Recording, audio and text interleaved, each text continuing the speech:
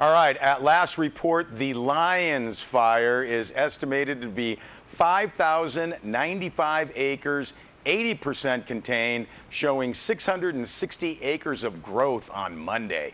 Fire activity remains on the western flank, where the fire moved into heavier fuels Monday and then spread upslope along the Cargyle Creek drainage that's on the Sierra National Forest. A press release from the United States Forest Service notes that fire crews are using a variety of methods to suppress the Lions fire. Crews continue to construct direct hand line where they can, as well building indirect hand line in the steep, rugged areas.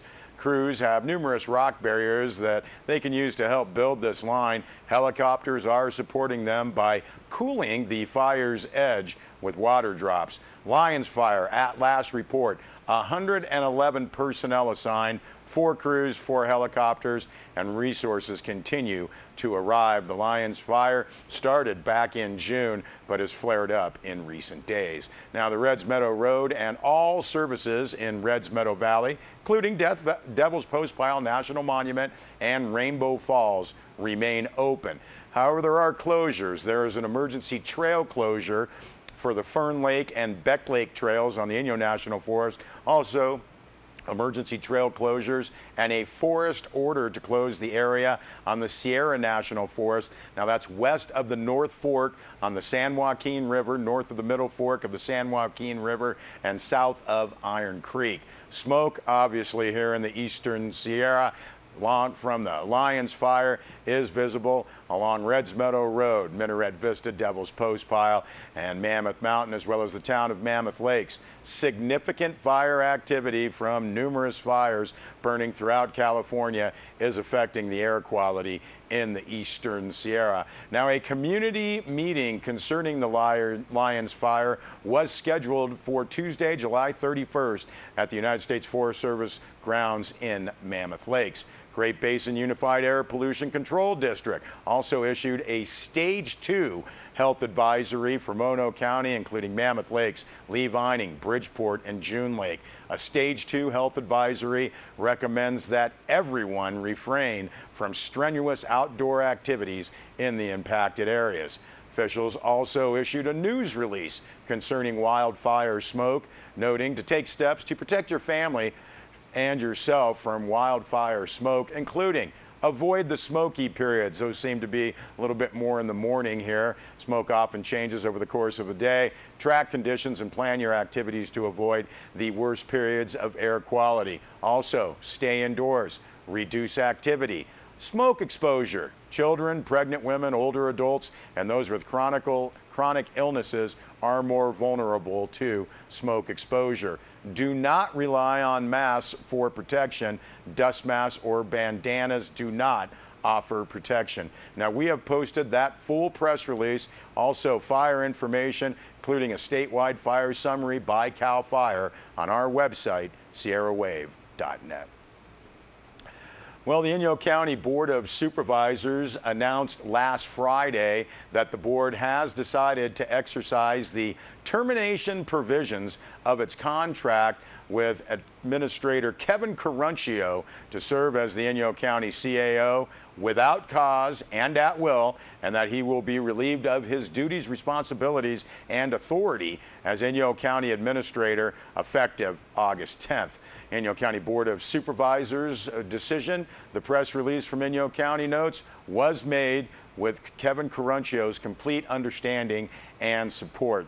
Now, back on June 19th, Kevin Caruncio submitted his resignation to the Inyo County Board of Supervisors and indicated his intent to retire at the end of October after more than 10 years as the Inyo County Administrator. Now, in announcing his retirement, Caruncio indicated that he looked forward to completing a number of ongoing tasks before his departure, including publishing the fiscal year 2018-2019 CAO recommended budget, developing a succession plan for the leadership of the Inyo County Water Department, Board of Supervisors consideration of a lease agreement for the proposed Inyo County Consolidated Office Building, finalizing the contract for the county's Fiber to the Premises Initiative, the 21st Century Obsidian Project, assisting the board in establishing federal funding and legislative priorities with its new federal advocacy consultant, and working on a host of matters involving the Los Angeles Department of Water and Power. Now, that press release notes that sensitive to issues and concerns that have surfaced surrounding Kevin Caruncio's announcement, and recognizing that he has already made a lot of progress on his list of remaining projects, the board and Caruncio decided that it was in the best interest of Inyo County to accelerate his departure. Now, said chairman of the board and 1st District Supervisor Dan Tothero, I and every member of the Board of Supervisors appreciates all of Kevin's work and on our behalf of our county and our community for the past 13 years.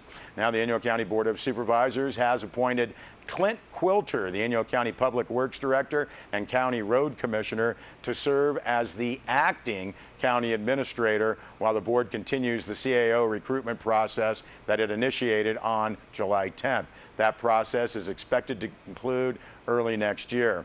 Clint Quilter has worked for the county for 5 years and, prior to moving to the Owens Valley, served as the Hollister city manager for 10 years. Said Tothero, we are fortunate to have someone of Clint's caliber on staff and willing to step into this critical role. Clint understands our organization and our community, and he possesses as much institutional knowledge of the county as anyone.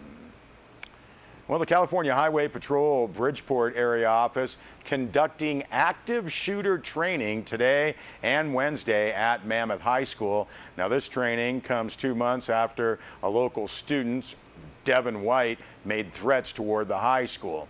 Now, the news release notes that with the upcoming school year, local law enforcement officials note that they would like the community to know that they are taking training seriously for situations like this. The training will involve law enforcement from Inyo and Mono counties, medical support, and members from the community.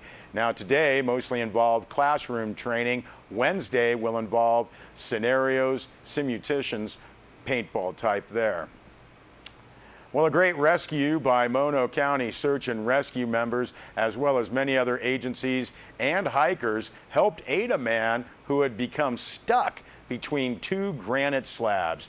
News release from the Mono County Sheriff's Office says that on Sunday, July 29th, approximately 1:30 p.m., Mono County Sheriff's Office Search and Rescue received a call from a pair of climbers in the area of the north ridge of Mount Conness. The pair explained that they could hear someone screaming for help approximately 1.5 to 3/4 miles northeast of their location. They were unsure of the exact location of the voice, but provided Mono County Search and Rescue with an approximate GPS location, as well as a photo from their vantage point showing where the plea for help was coming from. Now, the pair further explained that they saw 2 persons scramble to the area the yelling was coming from and began waving something red. They attempted to communicate via shouting, but the only intelligible response they could hear was help.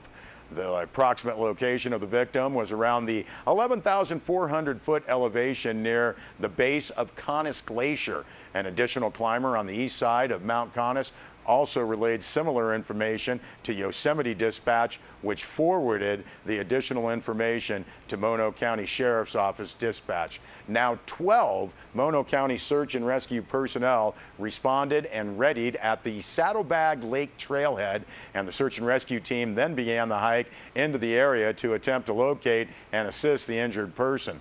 Approximately 4:30 that afternoon, following the instructions and GPS information from the initial reporting parties, Mono County Search and Rescue personnel made contact with 2 other hikers that had heard the cries for help. These were the 2 hikers initially observed by the first reporters. Now, those 2 hikers guided search and rescue personnel to a solo climber who had his leg trapped between 2 large granite slabs. The 2 hikers explained that they were a short distance away when they heard the yelling and scrambled over to the victim. Search and rescue teams continued treating the victim and began the task of rigging and attaching several rope systems to move the estimated 4,000-pound, 5 feet by 5 feet by 1 foot granite slab of rock off the victim's leg. Search and rescue personnel constructed 3 separate mechanical advantage rope systems to manipulate the rock slab. They also used other boulders as anchors and progress capture and/or cribbing devices to prevent the slab rock from causing further injury to the victim. Now, using that rope system operated only by manpower, search and rescue personnel were able to move the massive slab rock enough to free the victim's leg. The victim was quickly readied for helicopter evacuation, moved to a nearby snowfield, and hoisted to guard 823.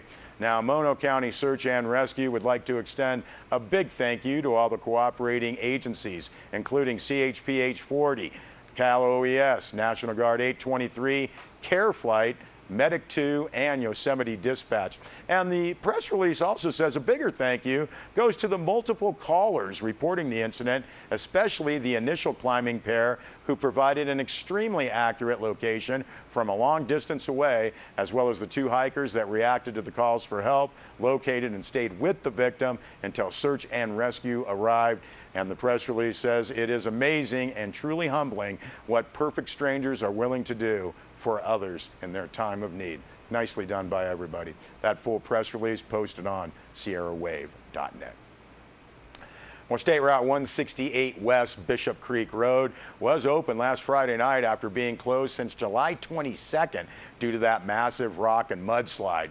Now, the news release notes that the recreating public is reminded that 168 West may close at any time due to future weather-related road issues, and to please avoid stopping, parking, and/or walking in the slide area. That slide may still have some instability. Additional work will continue on this road, repairing culverts and stabilizing the slopes, which may cause short delays. Now, since the initial rock fall and mudslide, Caltrans, Inyo County, California Highway Patrol news release notes worked relentlessly to assist over 70 stranded vehicles and 150 plus people beyond the slide at Sabrina and North Lake campgrounds. Each day, heavy equipment moved tons of material that included large rocks, some more than 10 tons. Caltrans also would like to thank Inyo County Public Works for its tireless assistance, bringing over bulldozers and personnel to assist Caltrans on that state route. Also, thanks going out to California Highway Patrol